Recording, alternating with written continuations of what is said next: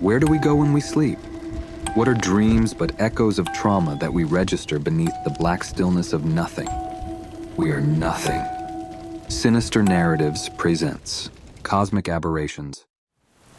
In the somber outskirts of a forgotten pueblo where the night's obsidian shroud concealed tales of terror and despair, there lived a man named Manolo. His existence was unremarkable, a mere speck in the tapestry of human lives. But one fateful night, his mundane existence would be irreversibly altered, thrusting him into a world beyond the comprehension of mortals. The moon hung like a phantom's lantern, casting feeble tendrils of light through the cracks in Manolo's threadbare curtains. His slumber was a delicate vessel, brimming with the fragile fragments of dreams. In the heart of the night, an ethereal glow suffused his room, a luminescence that defied the moon's pallor. And within that otherworldly light materialized shapes, figures of the unknown, bearing the mark of cosmic aberration. Manolo awoke, his heart a drum of dread, and beheld the intruders with eyes half obscured by sleep's remnants. Alien forms stood around his bed, elongated limbs terminating in skeletal appendages, eyes that mirrored the abyss, and voices like the rustling of dead leaves. "You are chosen," they chorused, their voices an otherworldly symphony that curdled the marrow within his bones. Frozen by terror, Manolo could only gaze upon them, his voice smothered beneath the weight of fear. In their grip, he became little more than a puppet, strings pulled by their cosmic whims. A shimmering light enveloped him, and the room dissolved into darkness. His senses spiraled into a maelstrom of disorientation, his surroundings a labyrinth of shifting geometries. Time ceased its relentless march, and the boundaries of his consciousness blurred as if woven from the fabric of the cosmos itself. The alien's intentions remained shrouded, concealed behind an enigmatic veil. Manolo's perception flickered, and he found himself in a stark chamber, a metallic expanse devoid of warmth or familiarity. Alien eyes regarded him, their gaze dissecting his very soul. Echoes of their purpose reverberated through his thoughts. He was to be a conduit, a vessel for their transdimensional endeavors. As the stars outside bled into a kaleidoscope of indigo and vermilion, Manolo's torment deepened. He was a mere marionette, manipulated by entities beyond his realm of understanding. Bound by cosmic forces, he traversed realms both strange and terrifying, his consciousness tethered to their inscrutable objectives. Yet even in his helpless plight, a spark of rebellion flickered within. He remembered his humanity, his autonomy, and with it, a defiant ember of resistance burned bright. As the aliens enacted their interstellar machinations, Manolo seized a sliver of control. He pieced together the fragments of his fractured psyche, a mosaic of willpower and tenacity. His rebellion took shape as a crescendo of defiance, a symphony of determination that resonated through the cosmos. The aliens recoiled, their hold faltering under the weight of his obstinacy. The walls of his ethereal prison trembled, fractured by his indomitable spirit. And then, as quickly as it had begun, it ended. The chamber dissolved. The kaleidoscopic void folded in on itself, and Manolo was returned to his humble room. The eerie light receded, leaving only the memory of cosmic horrors imprinted upon his psyche. Days turned to weeks, and Manolo grappled with the nightmarish aftermath of his abduction. He shunned the world, tormented by visions that clawed at his sanity. The world around him became a twisted canvas, each familiar face a potential harbinger of the alien presence. The very air he breathed bore the weight of the cosmic abyss. No solace could he find, no refuge from the tendrils of dread that ensnared him. In his torment, he sought refuge in the abyss of his own mind, lost in a labyrinth of paranoia and terror. Sanity was a fragile ember, smothered by the phantoms of that otherworldly encounter. One moonless night, as the world lay cloaked in darkness, Manolo ventured to the edge of the pueblo, his mind a tempest of despair. He gazed at the stars, those pinpricks of light that now held the memory of his cosmic torment. He yearned for oblivion, an escape from the nightmares that bound him. With a heart heavy as lead, he stepped to the precipice, his eyes fixed upon the heavens. The chilling wind whispered secrets of the cosmos, a lament for the broken soul who dared to challenge the unknown. And in that moment of tragic beauty, Manolo surrendered to the void, the cosmic chasm his only sanctuary. The people awoke to find him gone, a tortured soul swallowed by the infinite expanse. The stars bore silent witness to his tragic fate, a grim reminder of the perils that await those who dare to traverse the veil between worlds. And as the moon cast its pallor upon the pueblo of forgotten despair, the memory of Manolo lingered like a haunting refrain, a testament to the terror that lurks in the uncharted reaches of the cosmos. Where do we go when we sleep?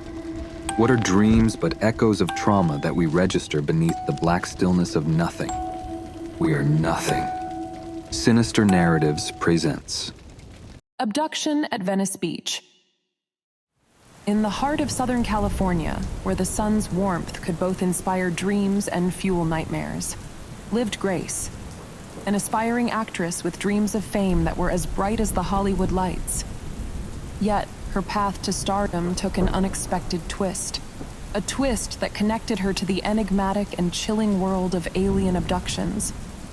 Venice Beach was where it all began, a haze of smog and a tangle of bodies where Grace strolled along the shoreline. The ocean breeze carried whispers of possibility, each footstep an echo of her hopes and ambitions. But that night, as the sun dipped beneath the horizon, an unearthly light blossomed, briefly casting daybreak upon the dusk. Grace's heart raced as she shielded her eyes against the brilliance, her breath catching in her throat. The light vanished as quickly as it appeared, leaving only shadows in its wake. A tremor ran through her, a cold whisper of the unknown brushing against her skin. Was it a dream? A trick of the light? She would have dismissed it if not for the sensation that lingered, a chill that clung to her like a haunting melody. News spread like wildfire, and Grace found herself thrust into a spotlight she hadn't anticipated. The tabloids painted her as a living mystery, a real-life enigma amidst the glitz and glamour of Hollywood. They wanted to hear her story, to unravel the puzzle of her connection to the beyond. And so Grace's fame was not for her acting, but for her peculiar and unsettling experiences.